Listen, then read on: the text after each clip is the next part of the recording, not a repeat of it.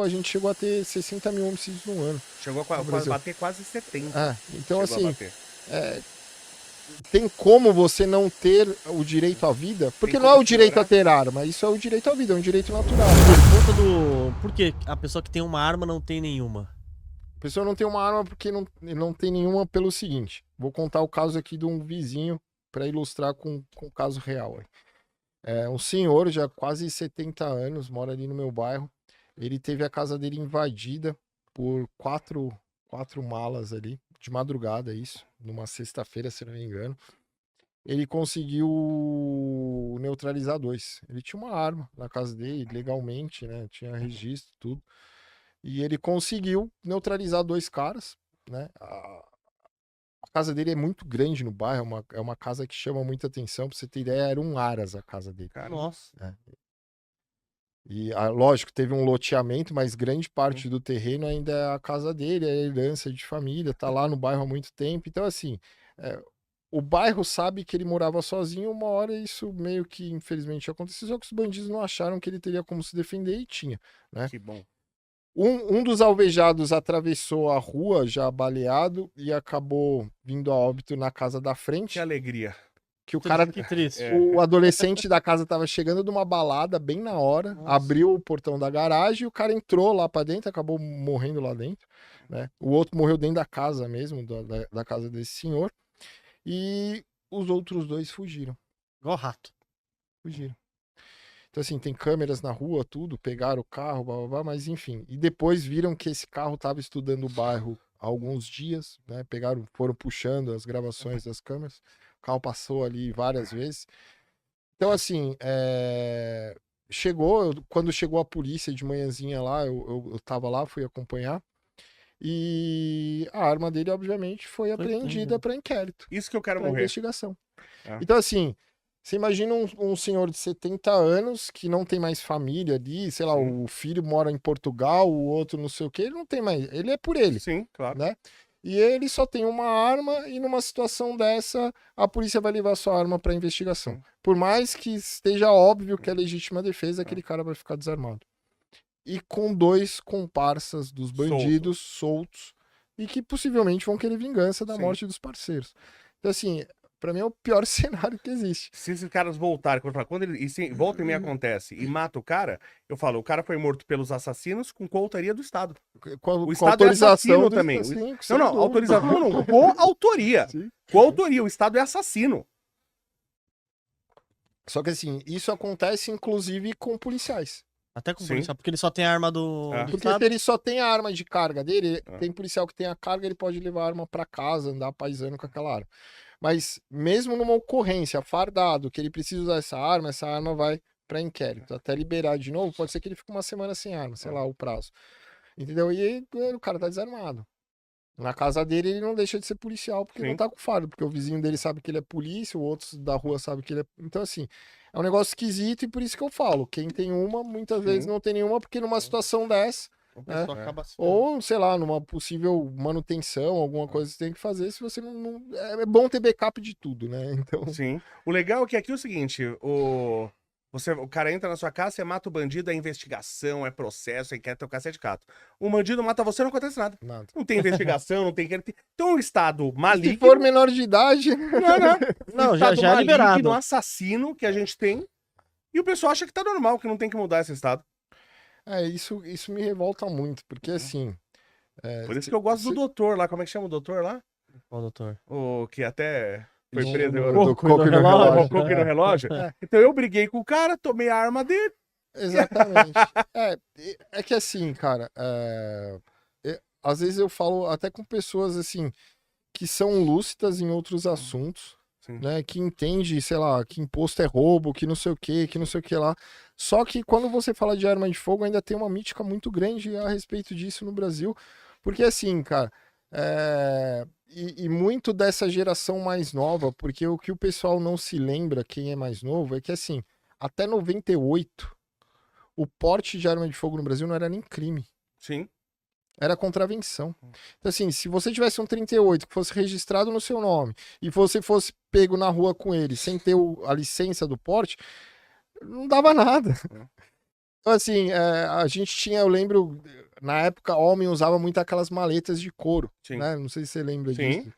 Então, assim, as maletas de homem masculinas vinham com coldre dentro. Era padrão. Era padrão. Porque, assim, todo mundo tinha uma arma, né? A maioria andava armado. Então, assim, você tinha modalidades de crimes que não existiam. Um arrastão jamais existiria na década de 80. Sim. Porque, assim, ninguém entraria num restaurante chique, em 2 moleque, pra assaltar 80 clientes e não ter nenhum desses 80 armado. Era impossível. Eu mesmo, na minha adolescência, na Avenida...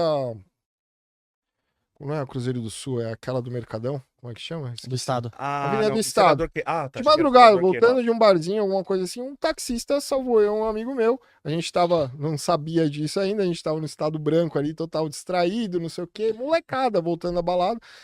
E um cara veio pra assaltar a gente com uma faca e o taxista desceu do carro com 38.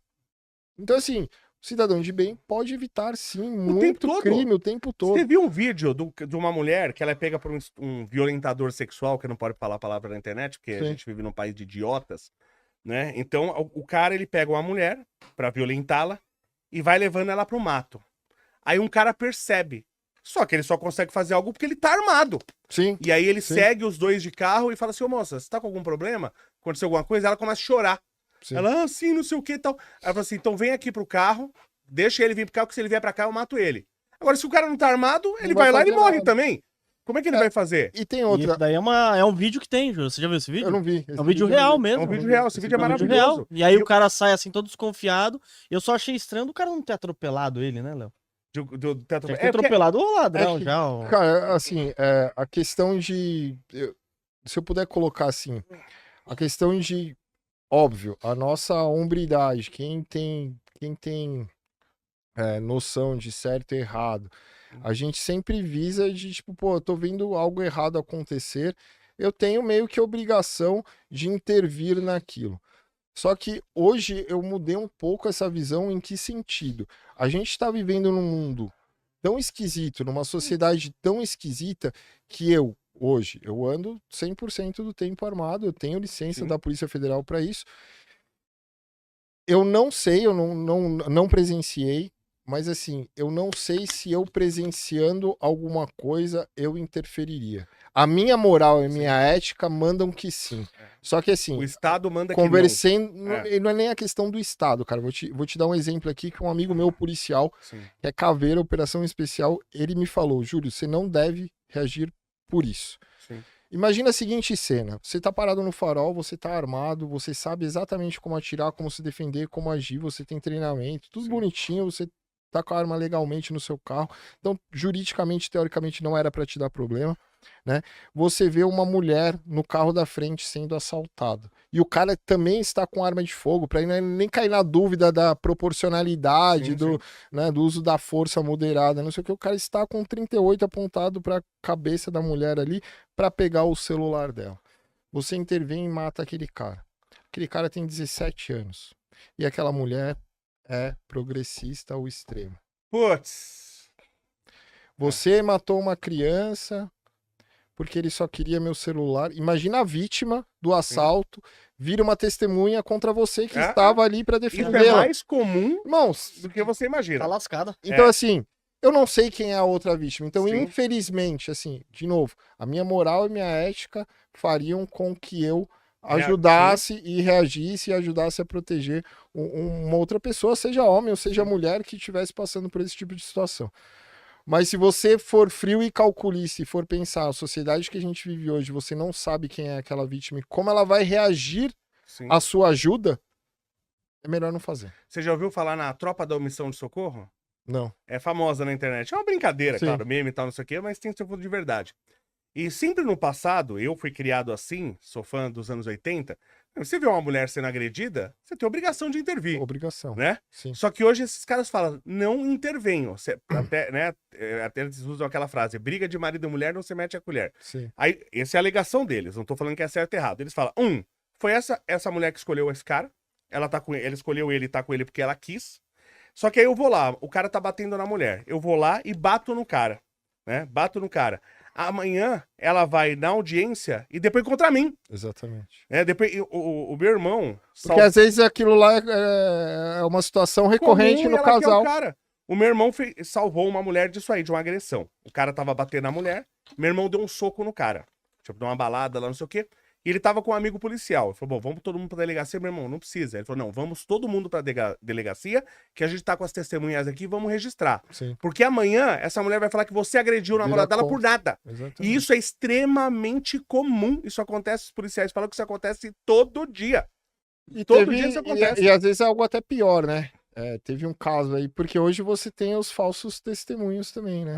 O tempo todo. Então, assim, teve um cara há pouco tempo atrás aí que ele tava. Esse vídeo viralizou, ele tava sentado na calçada com a mulher, não sei se você viu esse vídeo. E eles estavam discutindo, ele meio que levanta pra ir embora, ela começa a correr atrás dele, e ela começa a falar, pega ladrão, ou ele me bateu, alguma coisa desse tipo, desce os caras numa Kombi, tipo, 12 caras. Acho que era 14 caras. Espancaram o cara, porque a mulher tava pedindo socorro, a gente que é homem tem esse instinto de proteger e de ali ajudar a vítima, só que ela não era vítima, cara. Era ex-namorada. O cara... Ele teve que sofrer um monte de cirurgia, ele vai ter que fazer hemodiálise pro resto da vida, porque o rim dele foi pro vinagre, e ele não tinha feito nada. E os caras vão ser processados. E os caras que bateram vão ser Ela que tem que ser presa. Ela tem que ser presa, essa bandida. Tem que ser presa. Então, assim, vale a pena hoje reagir?